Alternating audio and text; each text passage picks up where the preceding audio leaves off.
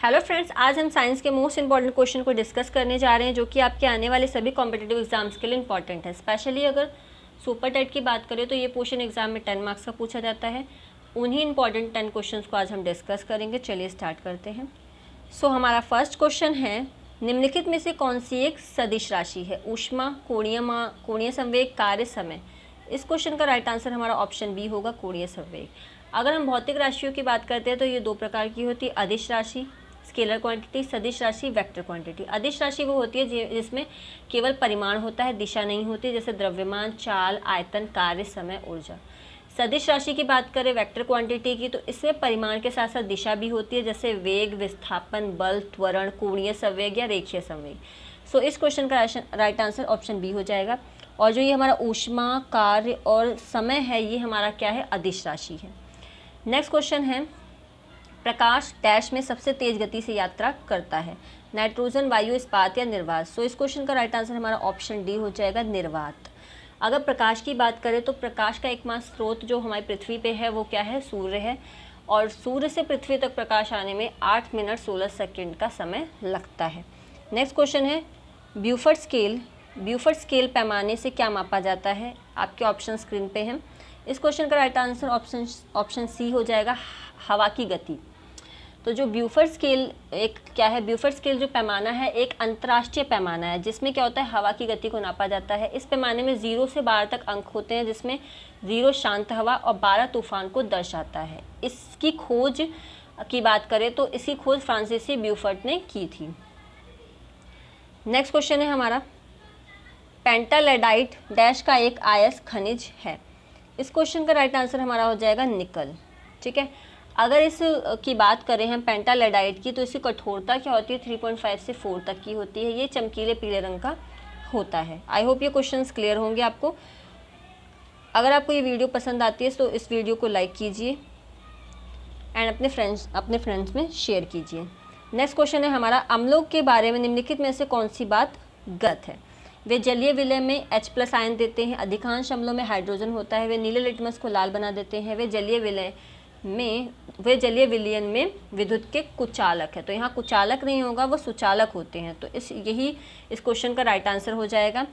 अगर हम अम्ल की बात करते हैं तो अम्ल और क्षार का जो हमें पता कैसे चलता है? pH से पता चलता है। जो हमारा pH स्केल होता है, pH स्केल जो होता है उसमें 7 जो होता है वो उदासीन होता है। 7 से अगर कम pH होता है तो वो अम्लीय होता है पदार्थ, और 7 से अगर अधिक होता है तो वो पदार्थ क्या होता है? क्षारीय होता है। ठीक है, इसमें क्या होता है, जैसे कि इस क्वेश्चन में ही बताया गया है कि अम्ल क्या होता है? नीले लिटमस को लाल कर देता है।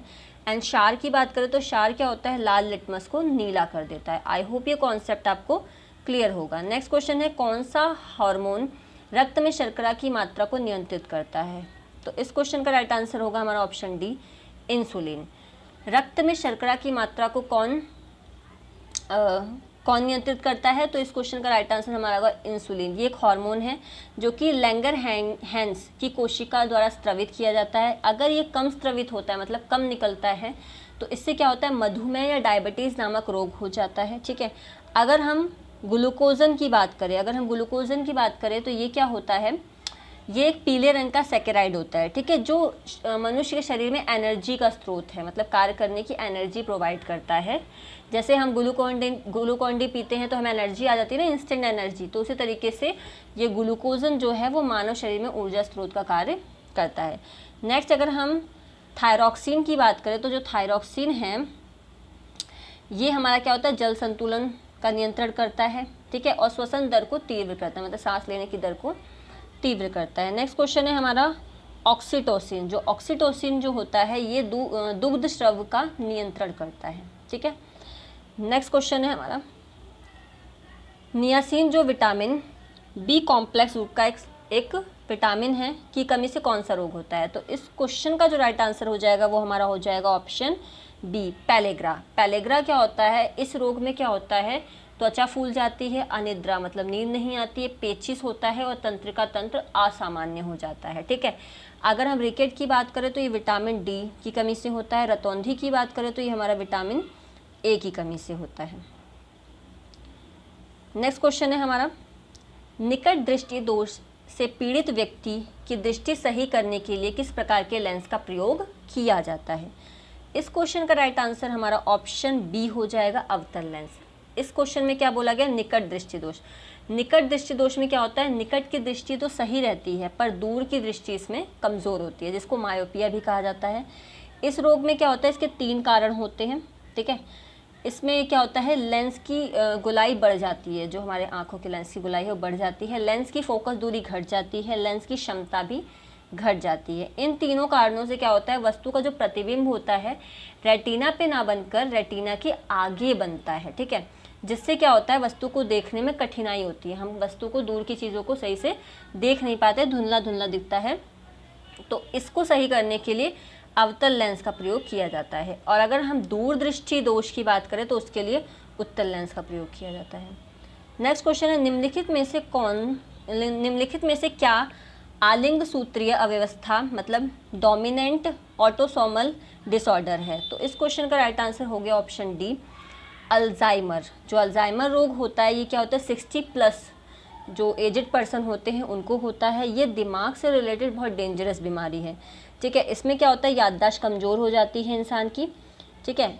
यही सारी प्रॉब्लम्स इस बीमारी में होती हैं। नेक्स्ट क्वेश्चन है, एक तोप फायरिंग के बाद पीछे क्यों हटती है? तो इसका रीज़न है हमारा न्यूटन की गति का तीसरा नियम। जो न्यूटन की गति का तीसरा नियम क्या कहता है? प्रत्येक क्रिया के बराबर परंतु विपरीत दिशा में प्रतिक्रिया होती है, ठीक है। इस जो न्यूटन का तीसरा नियम है गति का वो ये है। इसमें एग्जांपल्स है जैसे रॉकेट को उड़ाने में, ठीक है, नाव से किनारे पर कूदने पर नाव को पीछे की ओर हट जाना, मतलब जब कूदोगे आप तो नाव क्या होती है? पीछे की तरफ हट जाती है। तो इसी तरीके से ये भी है, एक एग्जाम्पल इसका ये भी है कि एक तोप फायरिंग के बाद पीछे की ओर हट जाती है, क्योंकि यहाँ पे न्यूटन की गति का तीसरा नियम काम करता है। अगर ये क्वेश्चंस आपको हेल्पफुल लगते हैं तो आप इस वीडियो को लाइक कीजिए, सब्सक्राइब कीजिए एंड शेयर कीजिए। कोई भी सजेशन होता है तो कमेंट सेक्शन में आप पूछ सकते हैं।